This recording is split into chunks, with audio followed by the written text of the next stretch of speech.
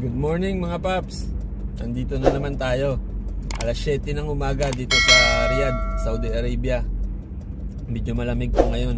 Nasa 12 degree lang po yung temperatura.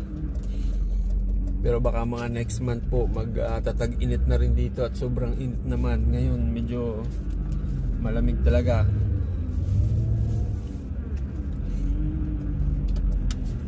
Ginawa ko pala ang video na ito mga paps ngayon para makatulong sa mga kababayan nating papunta rito sa Saudi Arabia o kaya sa abroad na gustong ma-activate yung mga GCash. Sa mga gustong ma-activate yung mga GCash papuntang Saudi Arabia, tutok lang po mga kabayan. Sana po pa-subscribe pala Roderick TV. Bago pa lang po. Salamat. Sa totoo lang mga kabayan, mga paps, napakasimple lang kung paano ma-activate yung mga GCash ninyo dito sa abroad o kaya sa Saudi Arabia. Kailangan nyo lang po i-roaming yung mga SIM card ninyong galing Pilipinas.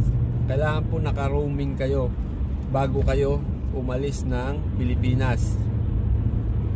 Pag naka-roaming kayo, automatic na po yan, ma-activate na po yung mga GCash ninyo pag nandito na kayo sa Saudi Arabia. Kasi makakatanggap na kayo ng OTP galing sa GCash. Kasi pag hindi kayo naka-roaming, hindi activated yung mga SIM card ninyo, hindi kayo makakatanggap ng OTP. Hindi nyo mabubuksan yung GCash ninyo.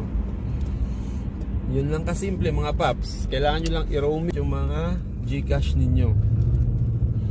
Para po yung maging sulit naman po yung video na ito, paano naman po ma-roaming yung mga SIM card ninyo. At napakadali lang naman po mga paps. Sasabihin ko na po ngayon para di na po paputol-putol yung video na ito.